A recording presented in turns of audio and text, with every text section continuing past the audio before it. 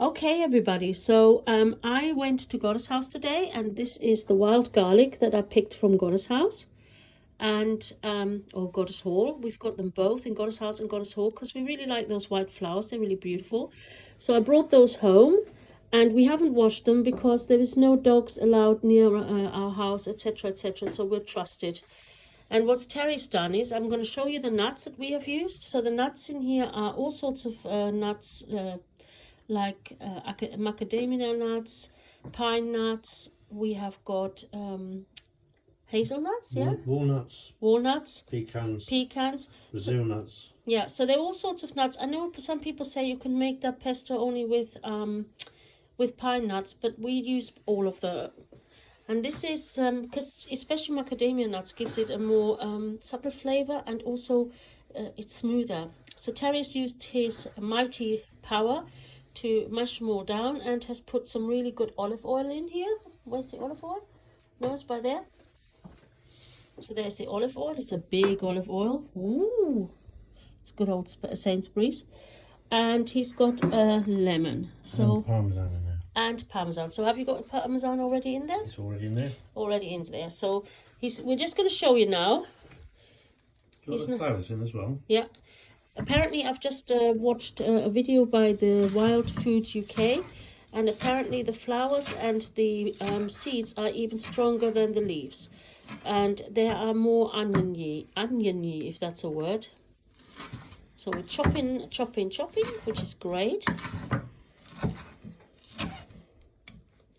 And this, honestly, this is what people used to eat in the olden days. This was one of the first things with the cleaver, etc., that would come out of the ground. Although, to be quite honest, usually I've seen it at the end of March or middle March. I've never seen it as early as this, but it has been a really mild, wet winter. And, you know, so at the moment, we have got them everywhere. And it's really an idea to make the most of it. And what we do is we make lots of it, and then we put it in bags, and we freeze it in the freezer. And it's after a hard day's work, Terry really enjoys a little bit of mashing and bashing. And I really love watching him because, you know, it's a real joy. So he's putting a little bit more oil in because it's a little dry.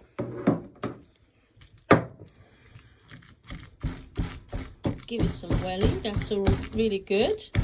I just wanted to show this to you guys because I really have to say this year, I don't know whether it's COVID, whether there's a lot of virus going around. It's not just COVID that's going around. We've also now got rotavirus in the kindergarten and in the young kids' schools. And although here in the UK our children are vaccinated against rotavirus, I told you that Rowan has got it, and you know, this fresh food is really good for keeping these kinds of viruses at bay.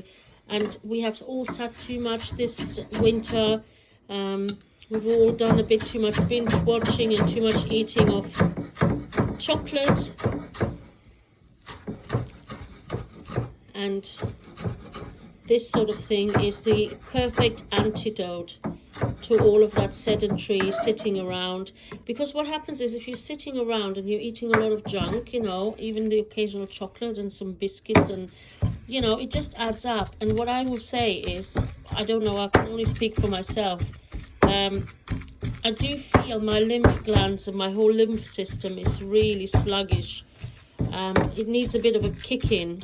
I was just going to say, Terry, could we put some, I know they say just put salt and pepper, but could we put some chili in there? And not ginger, of course, because I hate ginger. I know ginger is good for you, and I will have ginger tea, but I can't. Fresh ginger is a bit too. Do you think that would go with that or not? I don't know. Let's try and see. He has got this magical, I can't unfortunately show it to you because it's so messy in here, but he has this magical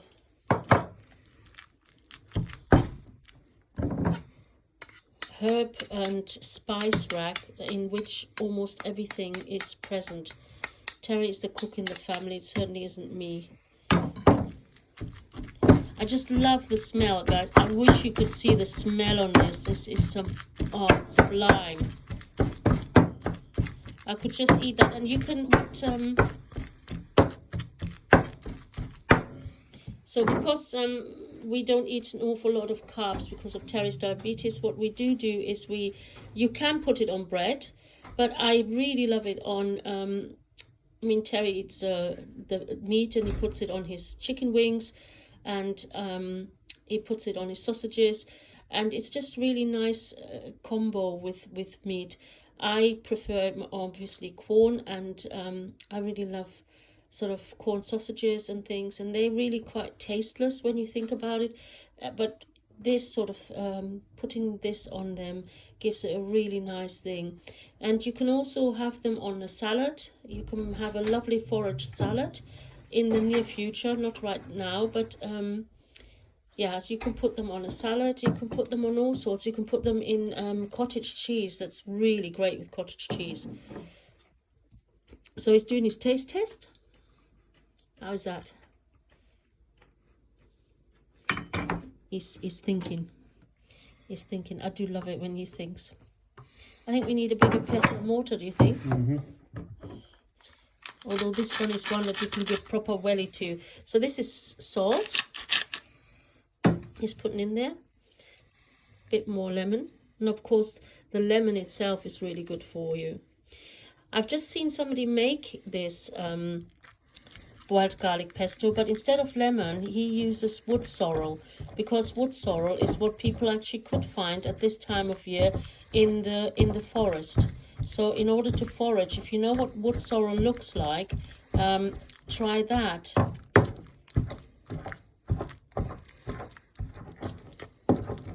That looks really, look how vibrant that green is. Look at how vibrant this green is. You know, I was standing there just chomping away at it when Iona came around the corner, wondering what the heck I was doing. She hadn't realized that we have wild garlic. But it's so nice, and it smells just delicious.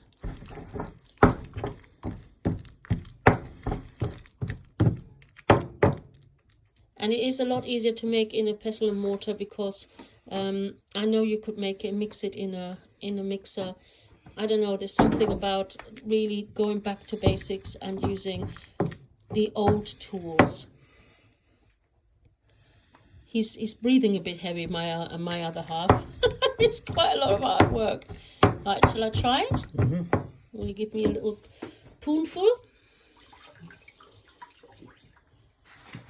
This is Terry's experimental kitchen. We've got 2 kitchens. No, you do it for me because I'm holding the phone. Let's give it a try. Oh, yum. Oh my God, that's gorgeous.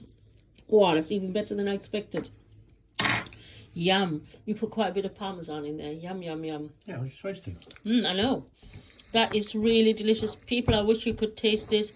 Yes, you can put it on pasta, but you can actually put it on everything that you can get your hands on. It is delicious. I'm so glad I took the time to just go and grab a few handfuls of this. And really, a few handfuls, this is, you know, this is only maybe half of what I picked today, but a few handfuls and you have all of this, which is great.